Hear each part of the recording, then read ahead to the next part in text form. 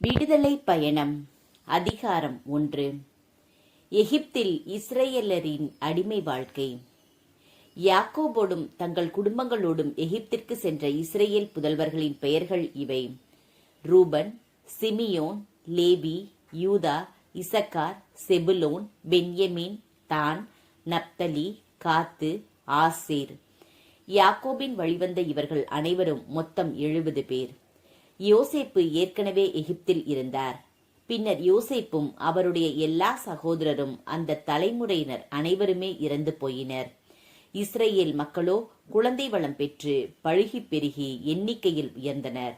ஆள்பலத்தில் மேன்மேலும் வளர்ந்தனர். இதனால் அந்நாடே அவர்களால் நிறைந்துவிட்டது.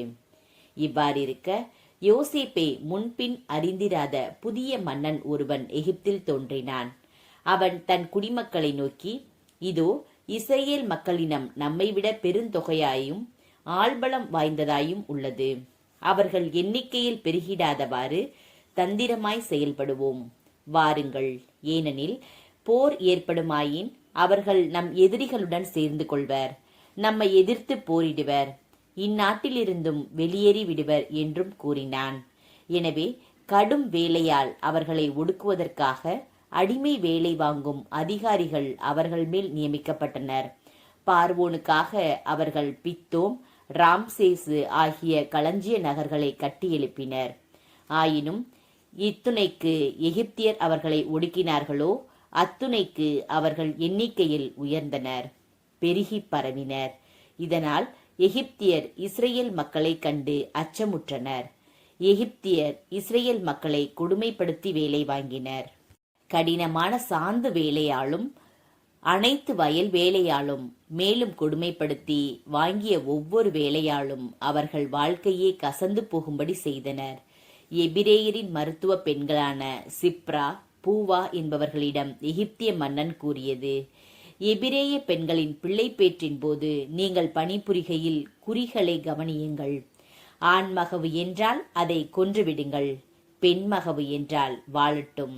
ஆனால் அந்த மருத்துவ பெண்கள் கடவுளுக்கு அஞ்சியிருந்ததால் எகிப்திய மன்னன் தங்களுக்கு கூறியிருந்தபடி செய்யவில்லை.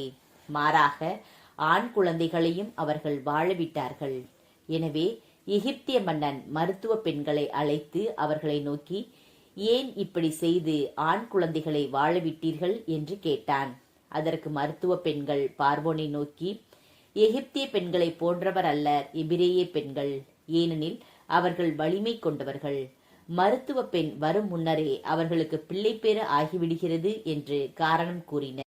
இதன் பொருட்டு கடவுள் மருத்துவ பெண்களுக்கு நன்மை செய்தார். இஸ்ரேல் மக்களையும் எண்ணிக்கையில் பெருகச் செய்தார். அவர்கள் ஆள்பலமிக்கவர் ஆயினர்.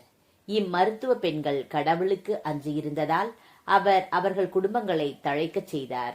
பின்னர் பார்வோன் தன் குடிமக்கள் அனைவருக்கும் ஆணை விடுத்து, பிறக்கும் எபிரேய ஆண்மகவு அனைத்தையும் நைல் நதியில் எறிந்து விடுங்கள், பெண் மகவையோ வாழவிடுங்கள் என்று அறிவித்தான்.